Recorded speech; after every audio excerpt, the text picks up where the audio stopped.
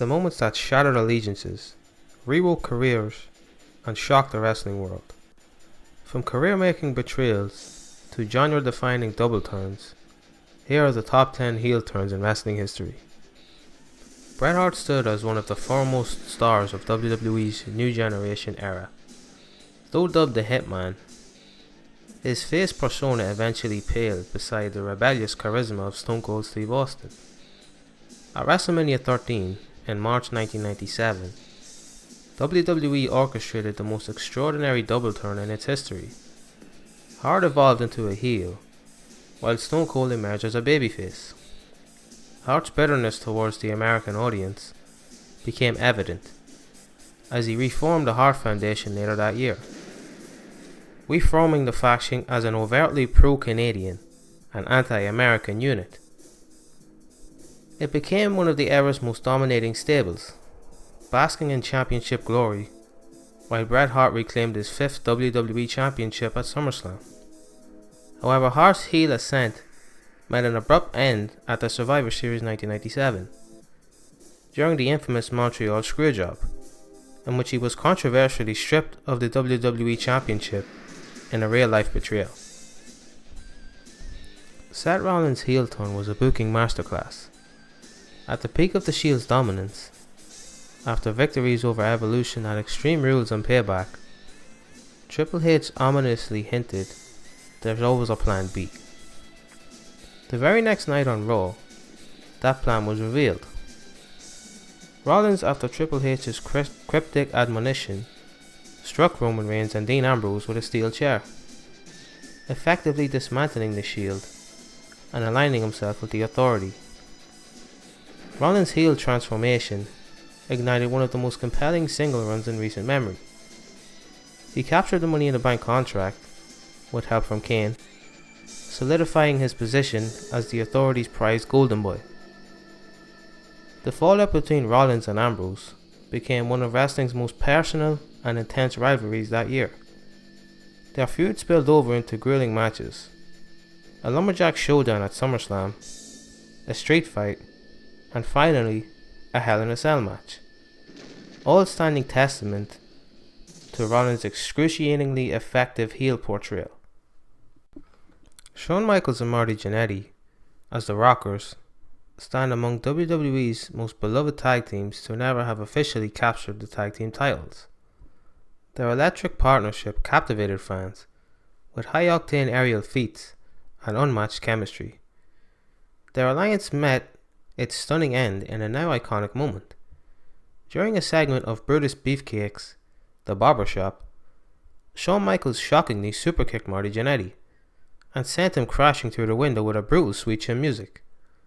This jaw-dropping incident served as the catalyst for Shawn's emergence as the Heartbreak Kid, marking one of wrestling's most famous heel turns.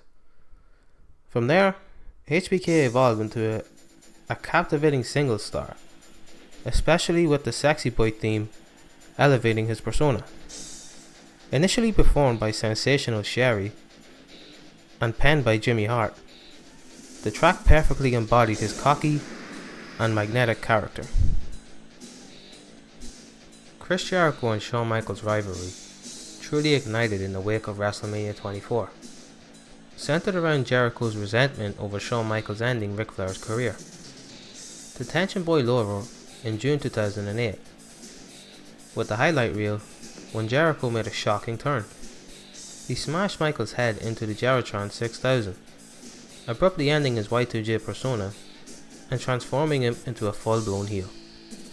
Their feud quickly became one of the most acclaimed storylines of that year.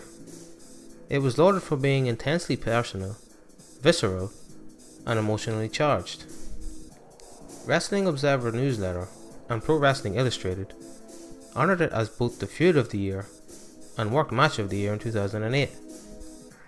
The rivalry reached its climax at No Mercy 2008, where they locked horns in a brutal ladder match for the World Heavyweight Championship. The bout was a masterclass in storytelling and physicality. Ladders were weapons, jaw-dropping stunts badly damaged Jericho, he even lost a tooth, and the finish featured a dramatic tug-of-war on top of the ladder, ending with Jericho delivering a headbutt to Shawn Michaels and emerging victorious. In the late 1980s, WWE fans were treated to the explosive alliance of Hulk Hogan and Randy Savage, named the Mega Powers. The union ruled the tag team division. However, underlying jealousy began to brew, fueled by Randy Savage's growing paranoia over Miss Elizabeth's increasingly visible presence in Hulk Hogan's corner. Their simmering tensions reached a breaking point on the main event on February 3rd, 1989, when Randy Savage was knocked into Elizabeth, rendering her unconscious. Hogan rushed to her care, abandoning Savage mid-match. Upon Halloween's return, Randy Savage lashed out, slapping Hogan, walking away with his championship, and setting the stage for their blistering feud. The backstage fallout was chaotic. Savage accused Hogan of having lustful eyes on Elizabeth and feeling diminished in their partnership. He then smashed Hogan across the head with the WWF title, shattering the Mega Powers forever. This explosive betrayal led directly to the WrestleMania Showdown, a battle that would see Hogan dethrone Savage and close one of the most compelling chapters in wrestling history. When Shawn Michaels made his WWE comeback in 2002, fans saw a very different man from the brash and controversial figure of the 1990s. This transformation carried into his character, as Michaels was firmly positioned as a babyface upon his return. His early storylines centered on his real-life best friend turned on-screen rival, Triple H, who had betrayed him in the summer of 2002. However, by 2005, Shawn Michaels showed that he hadn't lost his darker edge. After WrestleMania 21, Hulk Hogan returned on the April 18 episode of Raw, teaming up with Shawn Michaels against Muhammad Hassan and Daivari. The unlikely duo picked up victories at Backlash, and again on the July 4 edition of Raw against Carlito and Kurt Angle. But the celebrations were short-lived. That night, Shawn Michaels shocked WWE fans by delivering a sweet chin music to Hulk Hogan. This shocking heel turn was impactful because it came without any warning. There had been no signs of tension between HBK and the Hulkster. What followed was some of Shawn Michaels' most memorable heel work, especially during the August 15 episode of Raw in Montreal. Playing off the infamous Montreal Screwjob, Shawn Michaels teased a Bret Hart return, only to reveal it was a hoax, taunting the crowd with the infamous line, "Who's your daddy, Montreal?" Originally, WWE planned a 3-match rivalry between Hulk Hogan and Shawn Michaels, but the feud was cut short. Their only showdown took place at SummerSlam 2005, where Hogan picked up the win in a match remembered, just as for Michaels' exaggerated selling as for the result. Once the program ended, Shawn Michaels shifted back into a babyface role, where he would remain until his retirement in 2010. The Montreal Screwjob at Survivor Series 97 forever altered the wrestling world, and from it was born one of WWE's most iconic villains, Vince McMahon.